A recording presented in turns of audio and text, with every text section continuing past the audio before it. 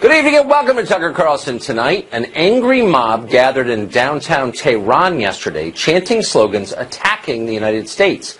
Protesters stole an American flag from a nearby vehicle and set it on fire. America was never great, they screamed. Terrifying. But hold on a sec. That actually didn't happen in Iran, much as it seems like it. It happened in Los Angeles, in our country, the one they say was never great. The screaming, stealing, flag-burning mob was there to express their love and support for Congresswoman Maxine Waters. Waters had inspired them with rhetoric like this. If you see anybody from that cabinet in a restaurant, in a department store, at a gasoline station, you get out and you create a crowd. And you push back on them. And you tell them they're not welcome anymore, anywhere. Meanwhile, elsewhere in Los Angeles, a newly opened coffee shop was attacked by masked protesters who hurled feces at the building. They said the owner of the building supports Donald Trump's immigration policies. Well, as it happens, the owner is himself an immigrant. I'm confused, he said, but it didn't matter. On the left, the penalty for thought crime is swift and certain, if nonsensical. For disagreeing with the mob on immigration, the immigrant owner is not allowed to make a living. Those are the rules.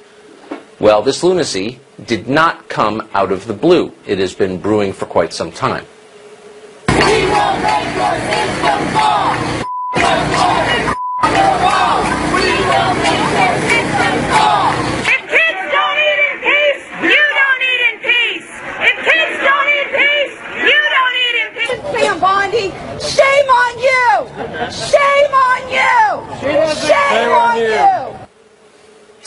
Well, we first saw this brand of extremism on college campuses where student activists demonstrated against new ideas they didn't understand or against any kind of dissent from the narrow orthodoxy of the campus left. Over time, though, their protests became physical and then dangerous. Windows smashed, fires set, people beaten and threatened with death. In the past few months, scenes like that have moved off campus into our world. The left began threatening Trump administration officials who dared to appear in public, kicking them out of restaurants and screaming at them on the street. Now they're targeting private citizens who might be sympathetic to the administration. Want to open a small business? Well, you can't do that unless you voice this week's progressive dogmas. That's a lesson corporate America learned years ago and has applied ever since. It is, of course, the very opposite of freedom. The fall elections are less than 4 months from today. Tempers will rise even higher than they are now. That is guaranteed. Something awful could easily happen. Now, right now, is the time for progressive leaders to douse the fires that they set to calm their inflamed supporters. It is vital they do that. And yet they're doing the opposite. Now they're telling their followers that the President of the United States is a Russian spy, a traitor. The penalty for treason is death. Traitors, of course, must be overthrown. The mob screams, wild with rage. Democrats are banking that that rage will get their voters to the polls in November, and they may be right. It may. It may also destroy the country. Robert Patillo is a radio host and an attorney, and he joins us tonight. Robert, thank you for coming on. I have a question that I wanted to ask for a long time, someone on the left. Why the flag burning and the attacks on America?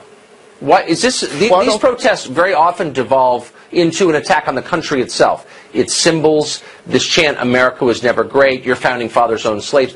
Why attack the whole country?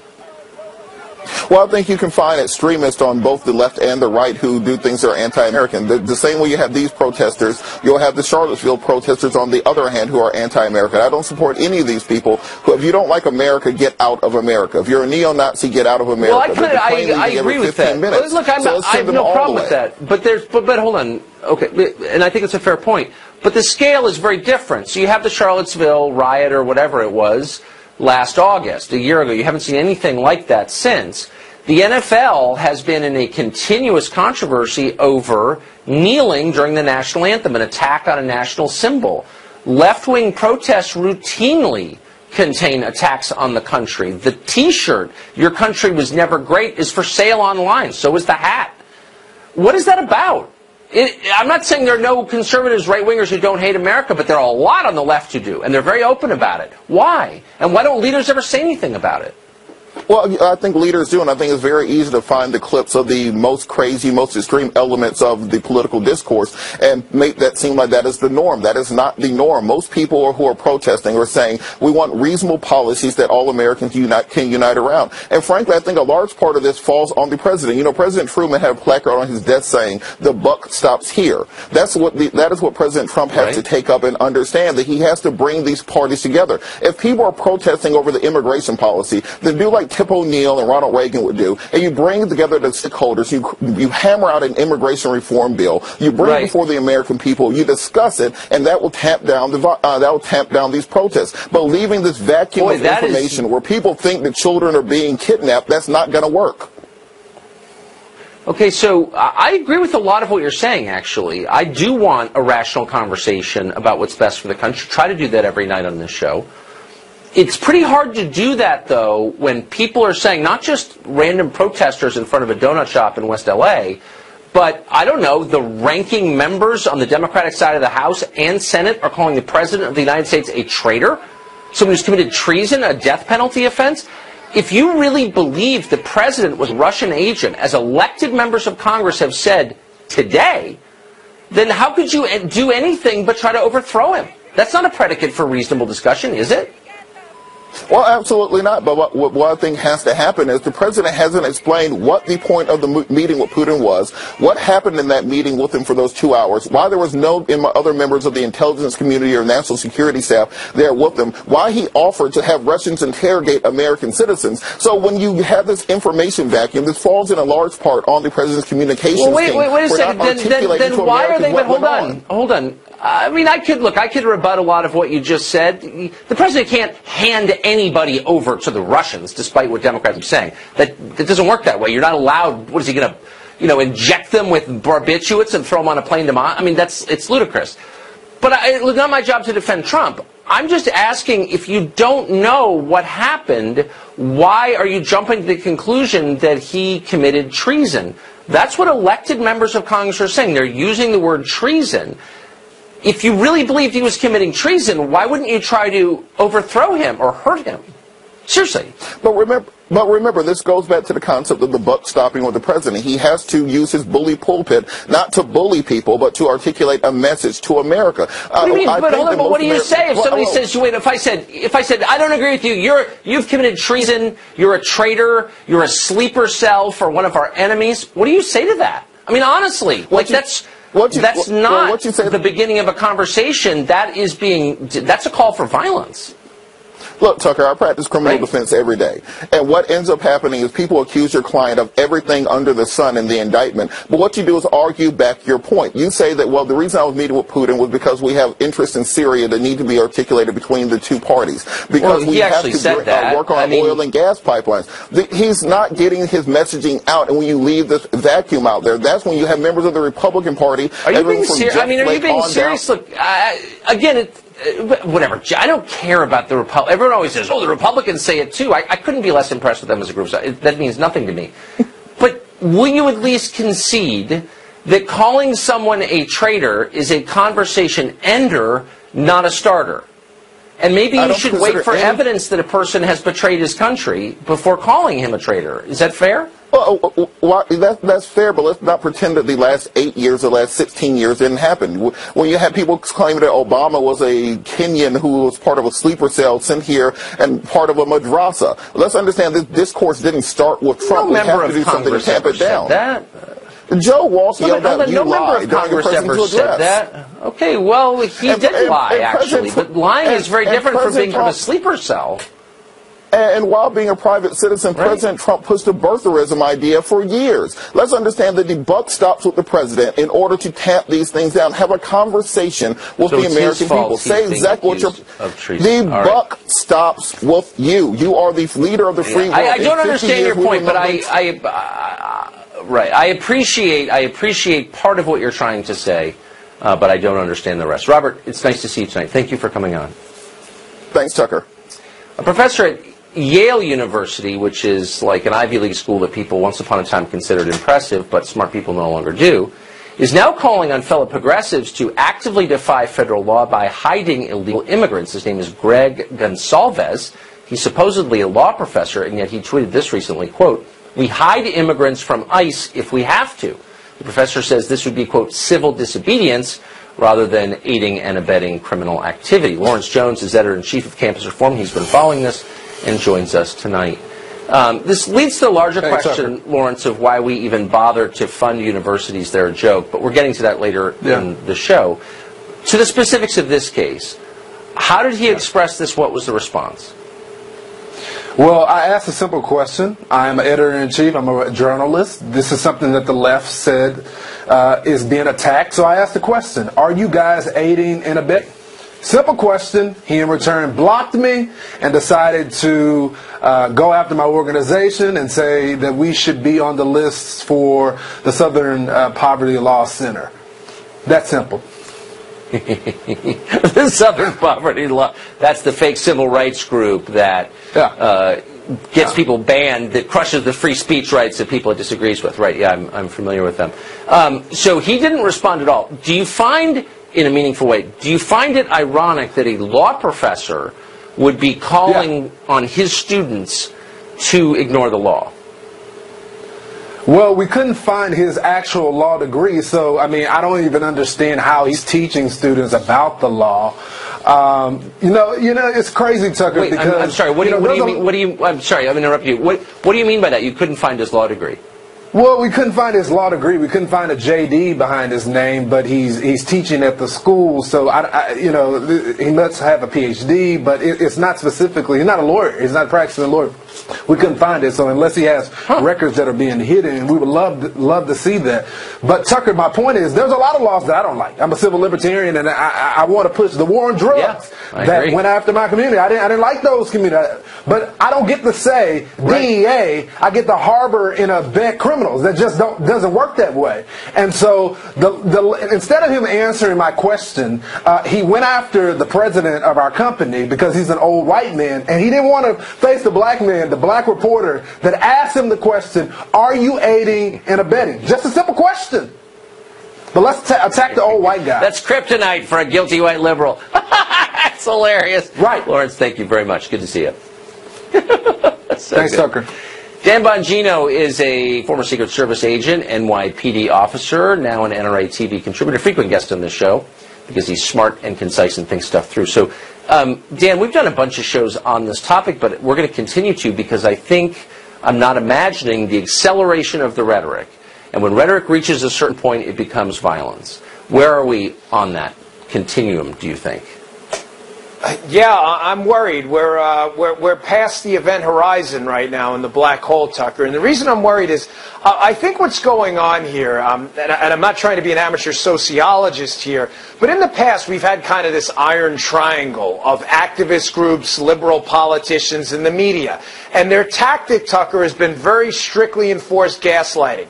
Repeat a narrative, however false it is. Republicans are racist, misogynist, we've heard them all in the past. Repeat it confidently and isolate people from the truth by collectively reporting the narrative together.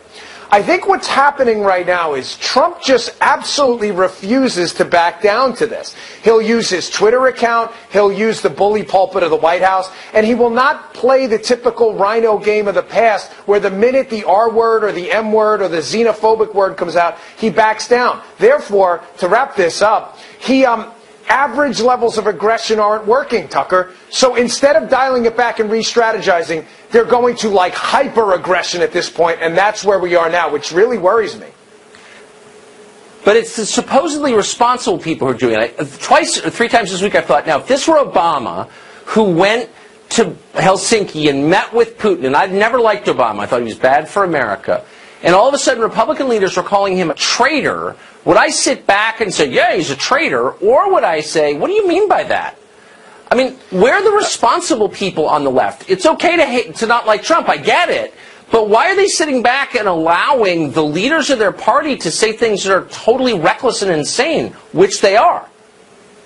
Because, Tucker, they've ginned up the base to such a point. You saw it in the opening segment with your debate with the liberal radio host. They've ginned up the base into believing that this man is actually these things. These are false. They're utterly absurd. The fact that we're repeating them, we've lost 10 IQ points talking about it. But they've ginned up their base into believing that this man is, the Trump, by the way, is a fascist. What else is the appropriate response? It's nothing but critical theory, that acknowledges a construct of power kind of thing. And this, we have to shut him down. It's not even worthy of debate. And the hyper-aggressive response is the only response if you believe Trump is a fascist, which is absolutely absurd and ridiculous. This Russia story is making us all very dumb. I'm not going to be able to balance my checkbook by next week. Dan Bongino, thank you very much. Good to see you. Yes, sir. You too. Well, last night we broke the story that two sources say that Tony Podesta has been offered immunity from criminal prosecution in return for testimony against Paul Manafort. We have new developments in that story tonight, and that's after the break.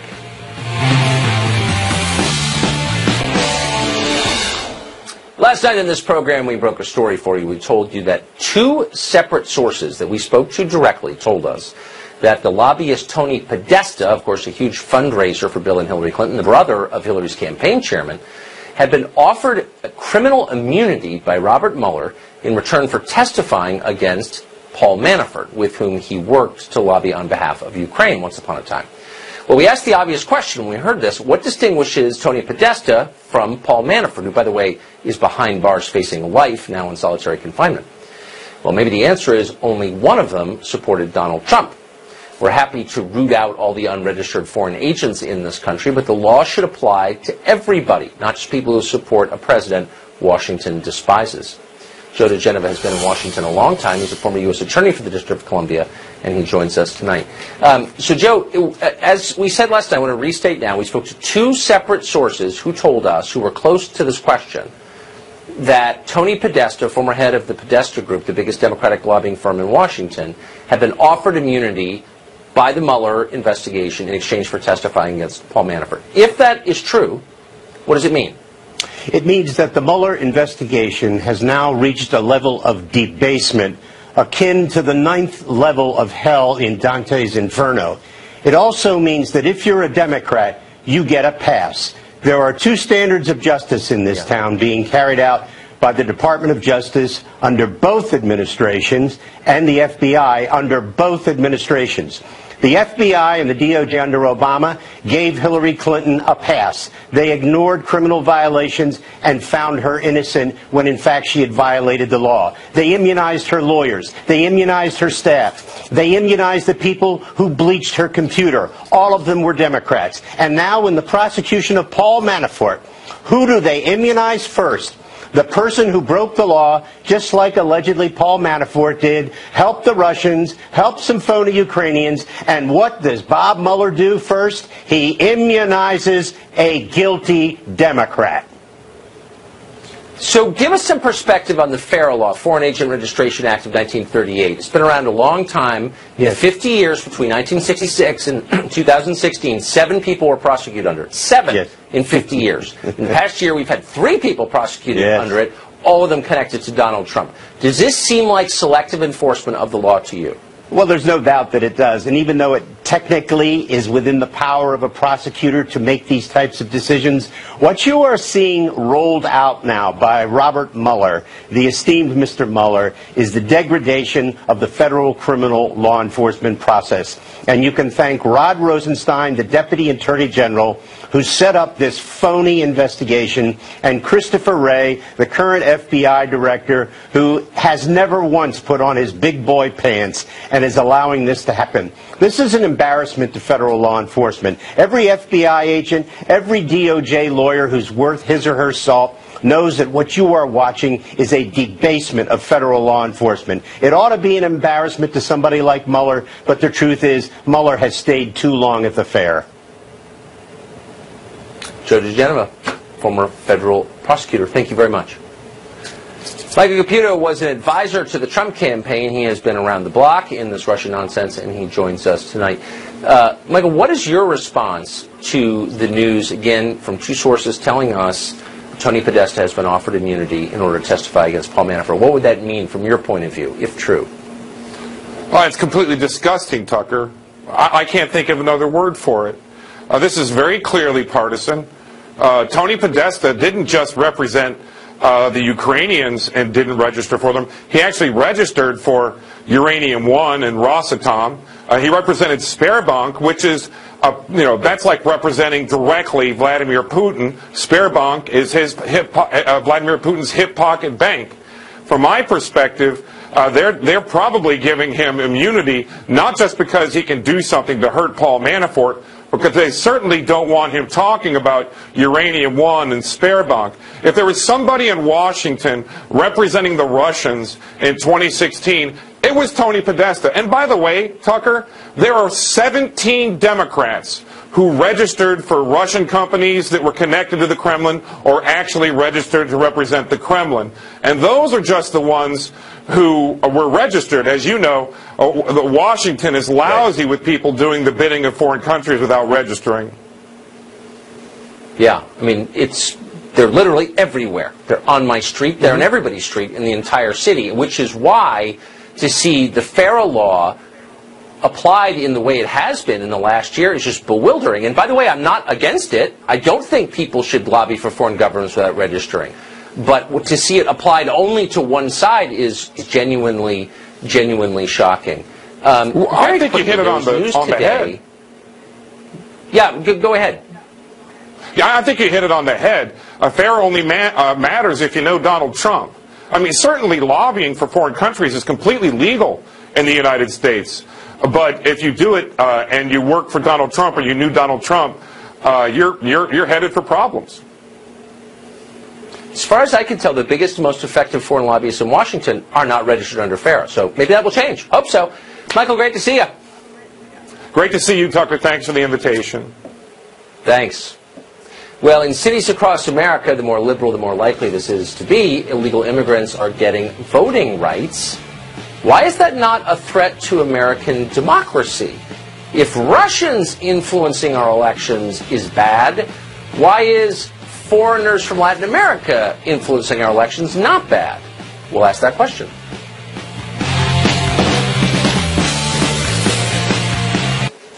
As recently as a few years ago, there were progressives who at least paid lip service to the idea of securing the border. Now that idea is dead. Its grave has been bulldozed again and again. On the left, the new policy is to abolish ICE border enforcement, make every city a sanctuary city, then give illegal immigrants welfare benefits and the right to vote. But don't worry, they're telling us, importing millions of new non-citizen voters isn't interfering in our elections. That's only what incompetent Russians do on Facebook. It's something better than that. It's the next frontier in civil rights. Ethan Behrman is a California radio show host, and he joins us tonight. So, Ethan, this is a question I've been asking to a number of my progressive friends in the last 48 hours. Why is it wrong for non-citizens from Russia to play a role in our electoral process, but okay for non-citizens from other countries to play a role in our electoral process? Both seem wrong to me. Totally separate issues. The Russians are actually attacking us, undermining not only the election systems themselves, but the integrity of our federal elections. What we're talking about in cities like San Francisco is allowing immigrants who are here, who have children enrolled in schools, who are paying taxes, to vote for the local school board where we need them to be participating and being active wait a second. I mean, hold on. No, you don't know that. I mean, the Russians who hacked our election...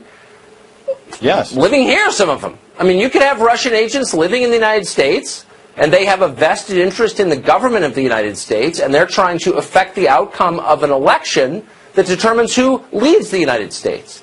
So by the standards that you just set out, that's cool. But somehow it's not cool because they're Russian or they don't vote Democrat? I mean, what is the difference? Honestly, I'm confused.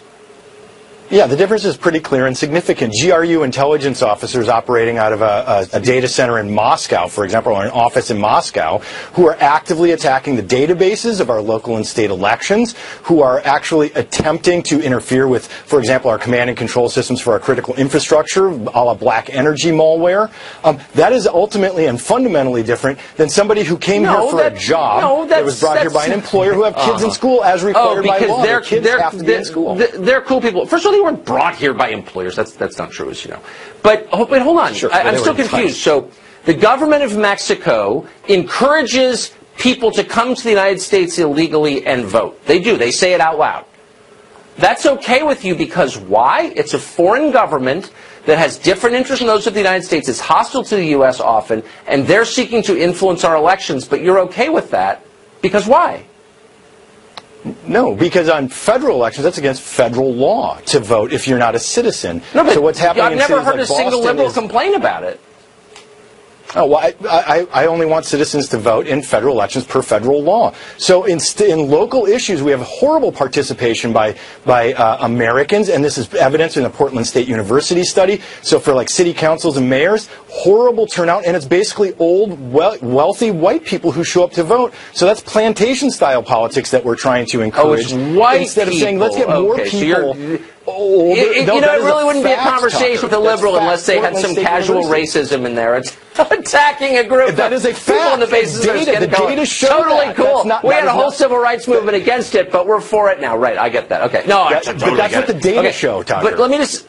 the data show that the left is casually racist in almost every conversation you have with them, and no one seems to notice except me. It's so weird. But whatever. Let's just very quickly get back to the topic, which is the line between legitimate voting and illegitimate voting. A lot of us believed that citizenship conferred the right to choose your government. That's what democracy is. The left is now saying that's not true. People who are foreign national citizens of other countries get to control our government. Okay, but only when the outcome helps Democrats. That is literally the position of the Democratic Party. And I'm just saying that's totally indefensible on logical grounds. Not that logic matters in 2018, but I just want you to acknowledge that I'm right. No, because federal law prohibits non-citizens from voting in a federal election. You can't vote for president or a congressperson or a senator if you're not a citizen. So would you be cool with Russians hacking the school board? Would you be cool with Russians voting in a school board election? If they are here and they have children enrolled in that school district, yes, of course. That's not a requirement. That's not a requirement for the election, as you know. Yeah. But we know the data, again, show that kids have a much better outcome in educational settings when the parents are involved, and if we can get better parent involvement in local American schools, citizens, the kids do better. Okay. Well, whether you end up rounding them up and shipping them back from where they came from, we want them to have better outcomes. And that is the goal. Ethan Behrman, great to see you. Thanks, Tucker. Well, one college professor wants America to shut down colleges. He says our universities are not worth saving because they are that corrupt. He joins us next to explain what he's learned over decades working there.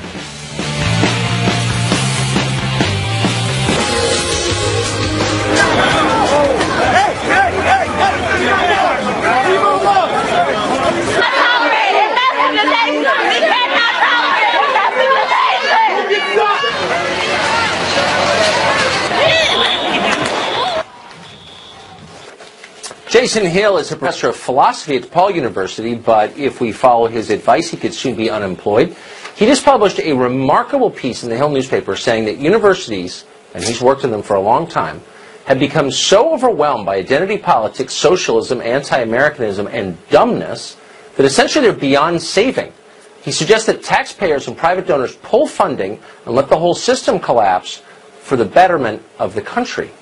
Professor Hill is also the author of the book We Have Overcome, which I have not read but plan to because his piece is literally that good and you should read it. He joins us now. Professor, thank you for coming on tonight. So did I misread what you wrote? You basically seem to have concluded, after years of working right in the middle of it, that the system is beyond saving.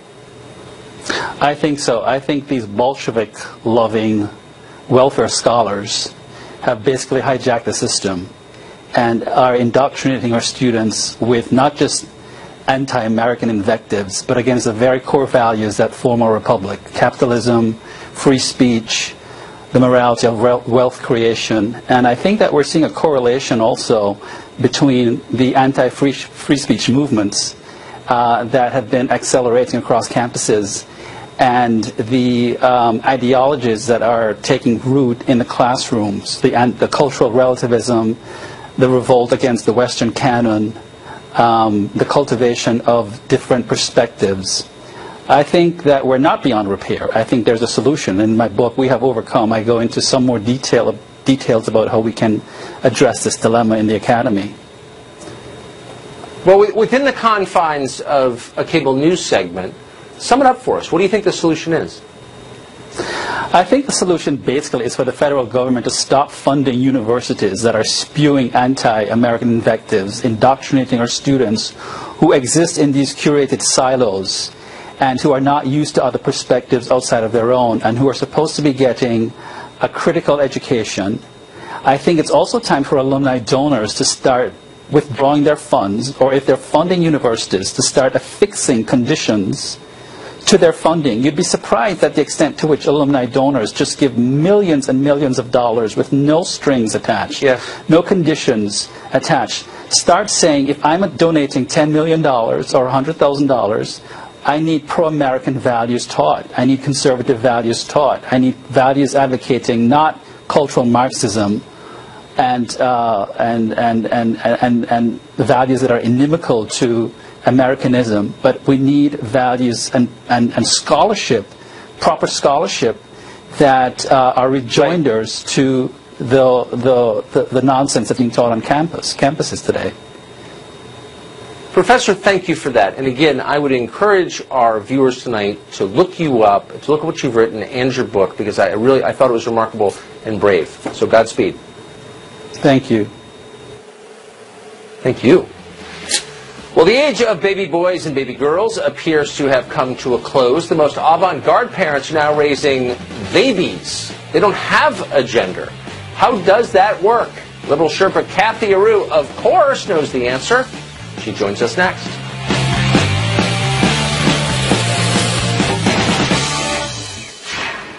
Having a baby used to be a straightforward proposition. You could have a boy or you could have a girl. But now there's a third option. It's called steep civilizational decline. A handful of parents across America are deliberately keeping their children's sex hidden and instead raising so-called babies.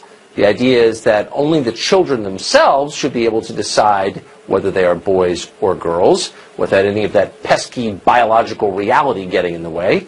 It's all very confusing, like a lot of 2018 is. So, of course, we called in our interpreter of all things progressive, our liberal Sherpa, Kathy Aru, founding publisher of Catalina Magazine. She joins us tonight. So, Kathy, goes without saying you're for this, of course. Yep. But doesn't this mean if you're going to raise a baby, how would you be able to change your child's diaper? Because the second you change the diaper, of course, you'd no longer be able to pretend that there was a question about whether this was a boy or a girl. You know. Well, it's not about pretending. The parent definitely knows the gender. It's about not necessarily labeling the baby. It's about allowing the baby to decide what gender that baby wants to be when that baby can decide, which is around 4 years old. So from 0 to 4, the baby will not be labeled. The labeling theory will not apply from 0 to 4 years old. The baby will be a baby, neither a boy nor a girl, whatever gender that baby chooses to be. What other profound life decisions do we think people ought to be making at the age of 4? Are there any others? Well, whether to get a tattoo, whether to get married, enlisting in the military, voting, drinking vodka, smoking Marlboro Reds. Is there anything else that we think 4-year-olds are ready to decide?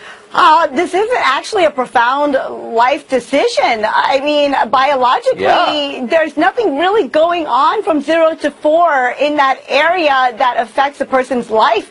Biologically, the experts say that boys and girls, all genders are alike. The boy's brain, the male brain, might be a little larger.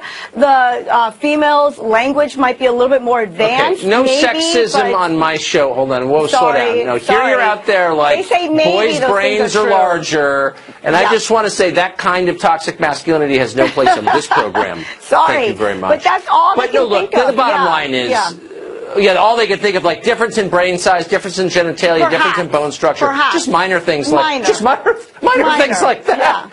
Not perhaps, like, factually. So those are not minor things. Those are definitive things. Minor. So, like, why would you not tell your kids about that? At some point they're going to drop trow and look down and say, wait, we look different. And you're going to be like, no, you don't. You're exactly the same. And that's lying, isn't it? That's when the child, they say, is around 4 years old. So around 0 to 4, we're not going to say to a little female, a girl, that you're a little princess, or boy, you're such a tiger. The labels are gone. You're not going to put that outside influence on a child. You're just going to be neutral. Everything's going to be neutral. The outside influence of biological reality. Not so would reality, you do this with anything else? But could we decide that we're not going to acknowledge temperature or weather or traffic? And you could just say, you know what? I don't think it's raining outside. Or you can decide whether it's raining outside. I mean, the weatherman says it is, that there's snow on the ground. Or the weather, you know what I mean? The weatherman says that it's 15 degrees out. But I'm going to, you know what I mean? Just kind of make up my own reality. The parents who are really leading this movement. We acknowledge biology and nature as real, right? But the biology, the parents who came out with this, who came out in the New York Times and started this baby awareness, this gender neutral awareness for babies, basically said, why should people be so obsessed if your baby is going to be a boy or a girl? Who cares about that area? It's actually a little human. We are bringing a little human into the world. Who cares about the genitalia? Who cares? May I just suggest why? And this isn't just my opinion, but the opinion of every person who's ever lived going back, let's just say 10,000 years for the sake of neatness.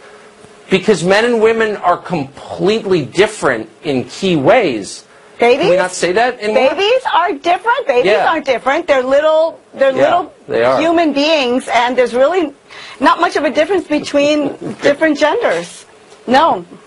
There is no difference. And men and women, we would say, are equal. I'm trying to laugh so I don't cry.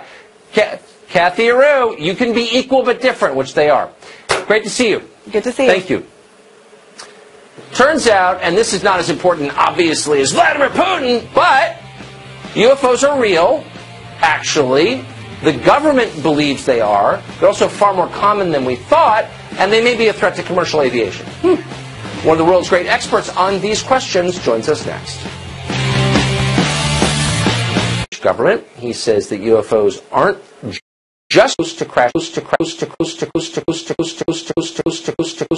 very much for coming on. Very much for coming on.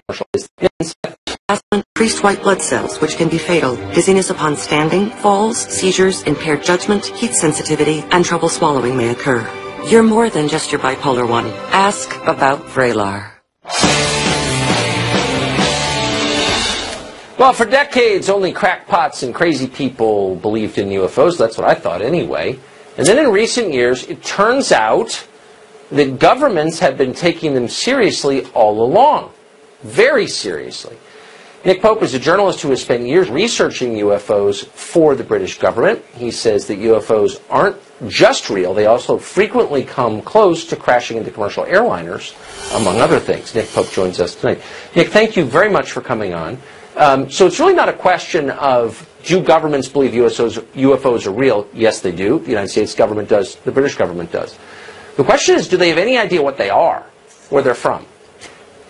No, we don't. We keep an open mind on it. We don't rule anything off, take nothing off the table with this. Our point really is that whatever these things turn out to be, there is a serious defense, national security, and air safety issue here. Yes. Well, so that's kind of the nub of it, and that is that's where my interest comes from. So why aren't governments encouraging the population to, as they say about terrorism, if you see something, say something. Report sightings to the government so we can make sense of this potential threat. Well, they should be, and that's what we certainly did at the Ministry of Defence for many years. We took it very seriously. Our own pilots were seeing these things. We were having radar operators track them. And we knew, again, through intelligence and through open source material, we knew that the Russians and the Chinese and others were working on this too. The problem was that just the pop culture baggage from the term UFO, flying saucer, little green men, people don't take it seriously. But they should. So we've ruled out, I think, that these are aircraft, experimental aircraft, or technically advanced aircraft from other countries. Is that true? Well, no, we keep an open mind, as I say, and some of these things probably are Russian or Chinese, whoever it is, but that's the point. We must find out if there's something in our airspace we need to know. For years, governments said they didn't do this. They did.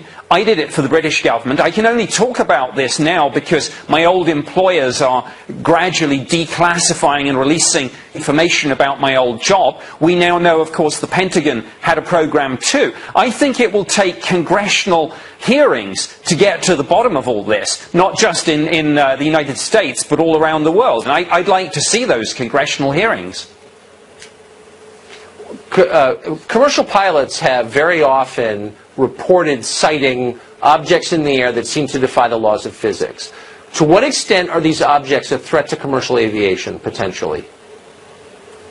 Well, certainly the British Ministry of Defence and our Civil Aviation Authority, which is the UK equivalent of your FAA, have dozens of cases in our files about near misses, some of which where pilots have had to take evasive action. And again, it comes back to the point. I don't care, in one sense, what these things are, but when there is this flight safety concern, when we have these near misses, we sure as heck should be doing more to find out. That's for sure. Nick Pope, really one of the most credible experts on this subject. I hope you will come back on our show. I appreciate it. Good to see you. Thank you. That's it for us tonight and for the week. Tune in every night at 8 to show that's the sworn enemy of lying, pomposity, smugness, and groupthink. See you Monday. Hannity up next.